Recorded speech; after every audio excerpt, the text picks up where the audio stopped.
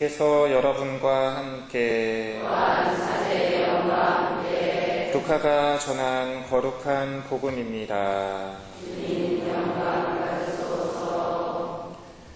그때 예수님께서는 예루살렘으로 여행을 하시는 동안 여러 고을과 마을을 지나며 가르치셨다.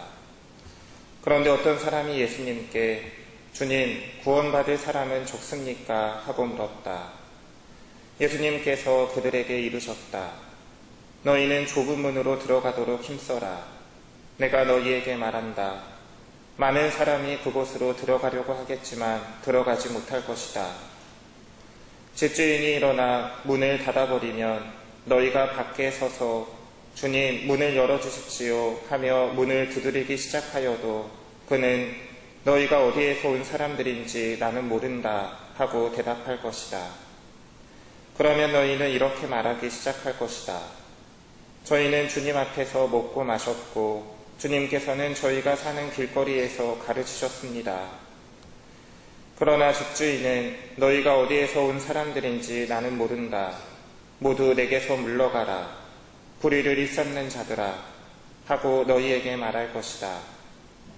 너희는 아브라함과 이삭과 야곱과 모든 예언자가 하느님의 나라 안에 있는데 너희만 밖으로 쫓겨나 있는 것을 보게 되면 거기에서 울며 이를 갈 것이다. 그러나 동쪽과 서쪽, 북쪽과 남쪽에서 사람들이 와 하느님 나라의 잔치상에 자리 잡을 것이다. 보라, 지금은 꼴찌지만 첫째가 되는 이들이 있고 지금은 첫째지만 꼴찌가 되는 이들이 있을 것이다. 주님의 말씀입니다.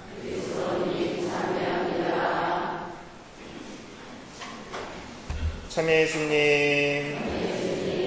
네, 우리 교우 여러분들 한 주일 동안 안녕히 잘 지내셨죠? 네, 이번 주는 어떠셨나요? 좀 지낼만 하셨어요? 네, 더위가 이제 많이 꺾였죠?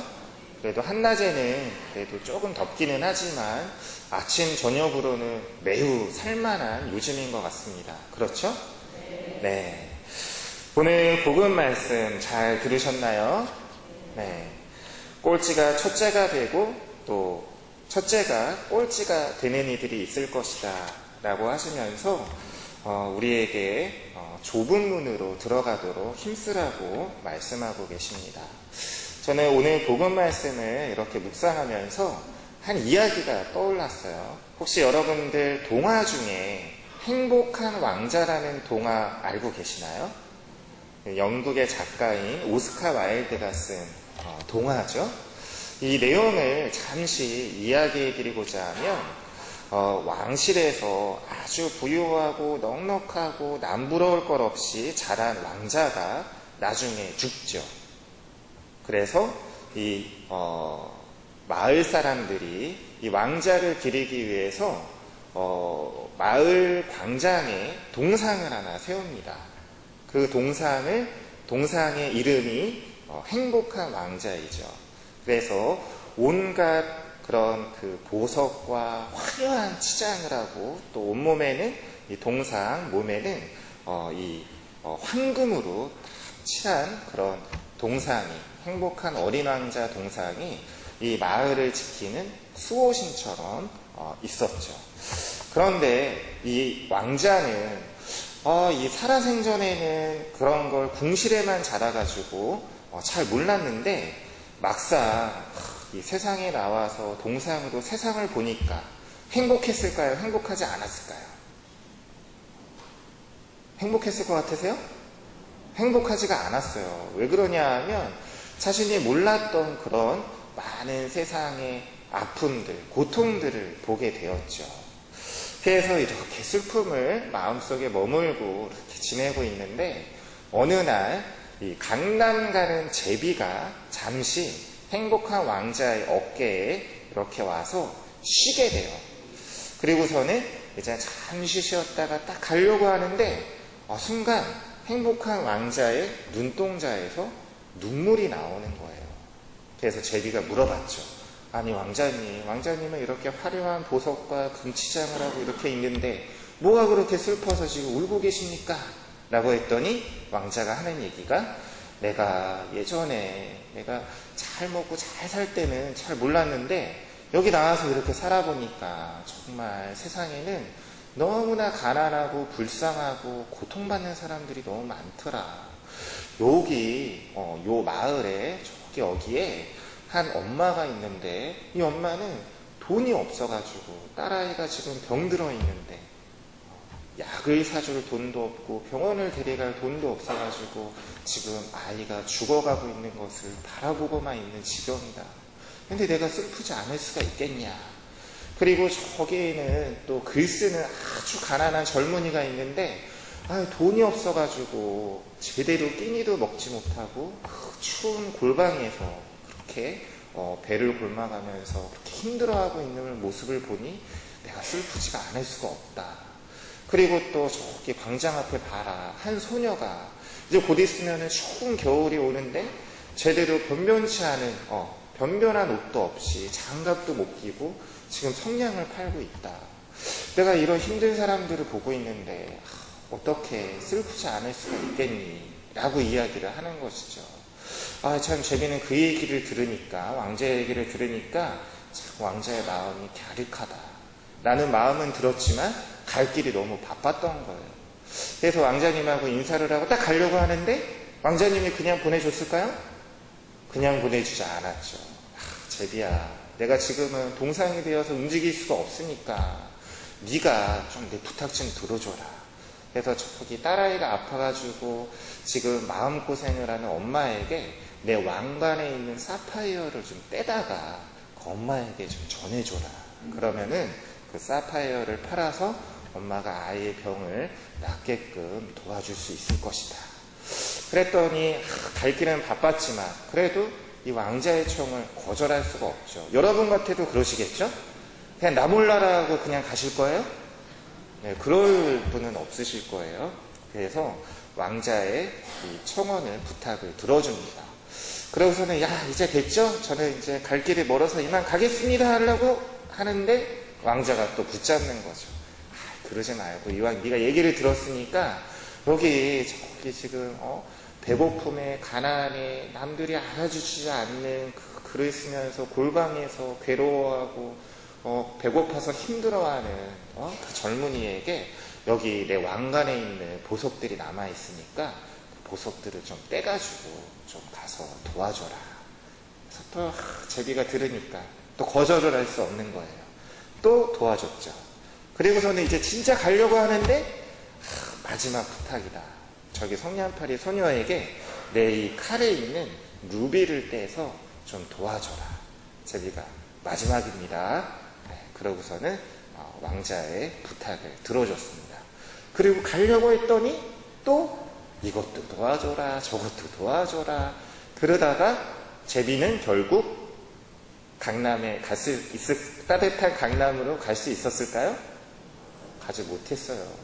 이내 겨울이 찾아왔고 너무나 지친 제비는 더 이상 몸을 움직일 수가 없었어요. 그래서 결국에는 동사를 하고 말았습니다. 그리고 이 왕자는 어떻게 됐을까요?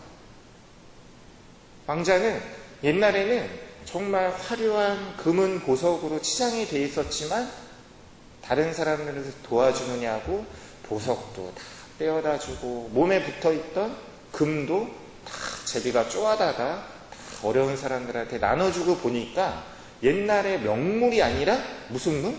흉물이 돼버린 거예요. 그래가지고 마을 사람들이 회의를 했죠. 저 흉물스러운 저 동상을 어떻게 해야 되느냐. 그래, 차라리 녹여서 거기 남아있는 금은 우리가 쓰고 나머지는 버려버리자. 그래가지고 팔팔 끓는 물에 이 동상을 쿵덩 그리고 녹여가지고 이제 금은 다 건져내고 나머지는 딱 버리려고 봤더니 세상에나 맙소사 어떤 일이 벌어졌냐 하면 이 행복한 왕자의 심장은 녹지가 않았던 거예요. 그래서 사람들이 또 고민을 했습니다. 어떻게 해야 되나. 그러지 말고 어차피 우리한테는 쓸모없는 거니까 그냥 제비 시체랑 갖다가 버리자. 그래서 버려버렸어요. 그러고서는 사람들 기억 속에 잊혀졌죠. 그러던 어느 날 하늘나라에서 하느님께서 어떤 고민에 빠져 계시다가 천사에게 이런 명령을 내리세요. 야, 세상에 가서 가장 가치 있고 가장 존귀한 것을 2가지만 좀 찾아와봐라. 그래가지고 이 천사가 하느님의 명령을 딱 받고 세상으로 딱 왔어요. 여기저기 뒤지기 시작했죠. 그리고 뭘 발견했을까요? 처참하게 버려져 있는 제비의 시체와 왕자의 심장을 발견한 거예요. 그리고 그것을 갖다가 하느님께 딱 보여드렸죠. 하느님께서 보시니 그래, 바로 이 제비와 이 행복한 왕자의 심장만큼 존귀한 것은 세상에 없다. 천사야, 잘했다. 이것을 세상의 많은 사람들에게 알리고 제비와 왕자는 내 곁에 영원히 두고 제비가 나를 찬양하는 노래를 행복한 왕자가 영원히 들을 수 있게끔 해라. 라고 이야기하면서 영원히 제비와 행복한 왕자는 행복하게, 그야말로 행복하게 하느님 나라에 지금도 앞으로도 영원히 머물게 되었다는 그러한 이야기가 있습니다. 잘 들으셨나요? 네. 조금 긴 이야기이기는 했지만 저는 이 동화를 머릿속으로 다시 한번 되뇌이면서 그런 생각을 해봤어요. 하느님의 나라에 들어갈 수 있는 사람은 어떠한 사람일까? 행복한 왕자일까요? 아니면 제비였을까요? 우리는 이 동화에 비추어 봤을 때 우리는 누굴까요? 과연? 행복한 왕자일까요? 그럼 행복한 왕자는 누구일까요? 제 생각에는 행복한 왕자는 우리에게 아낌없이 당신의 생명마저도 모든 것을 나누어 주시는 예수님이겠죠. 그러면 그 곁에서 예수님의 손과 발이 되어졌던 제비는 누구일까요? 우리 자신을 뜻하는 것이죠. 만약에 제비가 자기 살 길만 찾는다고 이 왕자의 부탁을 거절하고 따뜻한 곳으로, 살만한 곳으로 찾아갔다면 하늘나라에서 첫째 가는 자리에 하느님 곁에 영원히 함께할 수 있었을까요? 그렇지 않았겠죠. 오늘 복음 말씀은 바로 이 행복한 왕자의 제비의 삶을 우리에게 나누어 주시는 그러한 예수님의 말씀이 아닐까라는 생각을 해보게 됩니다. 여러분들은 첫째 가는 자리에 앉는 게 좋으세요? 아니면 제일 보잘것없는 맨 마지막 꼴찌의 자리에 앉는 게 좋으세요? 그래서 첫째 자리에 앉는 게 좋으시죠? 사람들에게 인정도 받고 또 웬만하면 살아있는 동안 좀 많은 것을 누리고 또 많은 것을 좀 갖고 쓰고 하기를 누구나 다 바랄 것입니다. 그런 인간의 욕망은 누구에게나 다 마음속에 있는 것이죠. 그러나 우리는 신앙인이죠. 그렇죠? 예수님을 따르고자 하는 신앙인으로서 또 하나의 우리의 자리가 있다는 것이죠. 세상 사람들이 누구나 다 누리고자 하는 그런 첫째 가는 자리만 찾는다고 하면 우리가 하늘나라에서 하느님과 함께하고자 하는 그 자리를 하느님께서 우리에게 나누어 주실 때 우리는 정작 조그만 그 자리라도 하느님과 함께할 수 있는 자리가 없을지도 몰라요.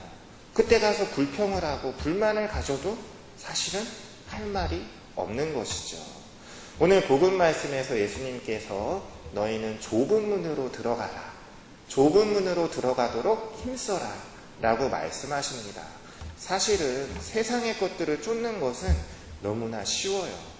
그러나 우리가 그 세상 속에 살아가면서 하느님께서 우리에게 나누어 주시고자 하는 몫을 찾아 나서는 일은 참으로 애가 많이 쓰이고 노력도 많이 해야 되는 그러한 부분이기도 합니다. 하지만 중요한 것은 우리가 정작 이 삶을 나름대로 신앙인으로서 하느님 아버지의 자녀로서 예수님의 제자로서 그 주님의 손과 발이 되어줌으로써 비록 세상에서는 힘든 꼴찌의 삶이라고 이야기할지 모르겠지만 하느님께서는 예수님께서는 당신께서 많은 이들에게 도움을 주시고자 하는 그 마음을 함께 나눠주고 당신의 손과 발이 되어주는 그러한 사람들을 영원히 기억하시고 하늘나라에서 그러한 사람들을 당신의 잔치상에 가장 높은 자리에 함께 해주도록 우리를 이끌어 주신다는 이야기를 오늘 복음 말씀을 통해서 우리에게 나누어 주고 계십니다. 우리가 신앙인으로 살아가면서 하느님의 자녀로 예수님의 제자로 살아가는 일은 사실 쉬운 것이 아니에요. 저에게도 여러 가지 도전과 유혹이 따르는 일들인 것이죠. 하지만 그것이 귀찮고 힘들고 마치 꼴찌인 것처럼 여겨지는 나머지 우리가 외면하고 모른 척하고 살아간다면 결국에는 하늘나라에서 우리가 얻을 것이 아무것도 없다는 이야기입니다. 예전에 이제 돌아가시고 성인 품에 오르신 요한 바오로 2세 교황님, 여러분들 아주 잘 기억하시죠? 이 교황님께서 이런 말씀을 하셨어요. 여러분, 우리에게 하느님의 일을 하는 봉사와 나눔과 희생은 가시밭길이 아니라 하느님께서 우리를 위해서 하늘나라에 금은보화를 쌓는 은총의 기회입니다 라고 이야기를 하셨단 말이죠. 우리가 그 교황님의 말씀을 기억하고 비록 남들을 돕는 일이 내 마음처럼 쉬운 것은 아니지만 정말 하느님을 기쁘게 하고 예수님과 영원히 하늘나라의 잔치상에 가장 높은 자리에, 첫째 가는 자리에 함께 할 수 있는 그런 몫을 내가 지는 것이다 라는 마음으로 우리 주변에 좀 더 어려운 사람들, 그리고 예수님의 손과 발이 되어드려서 함께 나누고 사랑하는 그런 일들에 좀 더 용기 내고 또 기꺼이 함께 할 수 있는 그런 은총과 도움을 우리에게 주시기를 이 미사를 통해서 함께 기도할 수 있으면 좋겠습니다.